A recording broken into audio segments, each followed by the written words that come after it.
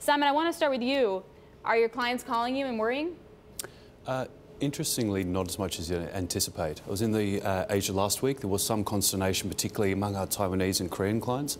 But broadly, there's not a lot of panic among the client base. Instead, people see this as posturing, see this as the start of a negotiation, and therefore are actually using the sell-off to rebalance portfolios and also taking the elevated implied volatility to try and earn yield.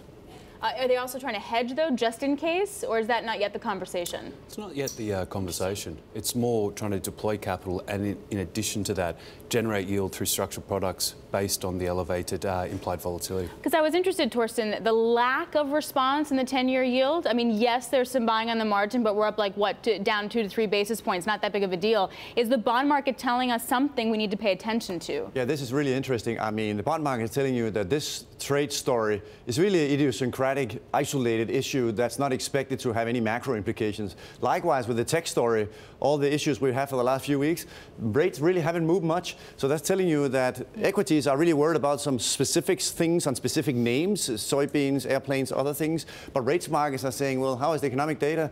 And with the expectation of non-farm payrolls of 200,000 on Friday, well, it looks like things are still relatively good and the Fed's still hiking. So therefore, the macro picture is still relatively decent despite these isolated idiosyncratic stories coming on individual names in the stock market. So are they right? Is this idiosyncratic? I mean, it's a nice story. Don't worry about it. But are they right? So the big issue is, in particular on the trade side, if you look at 50 billion, that's a relatively small number compared to U.S. total imports is 2.2 trillion. So in that scheme of things, 50 billion looks like a relatively small amount. But what we don't know and what we don't really understand is what's coming more, what's next. And now we are discussing, and as you just debated, well, when exactly will this be implemented? Will they come back to the table? But is there coming more retaliation on both sides? Really is the big issue, whether this is indeed a bigger question or not.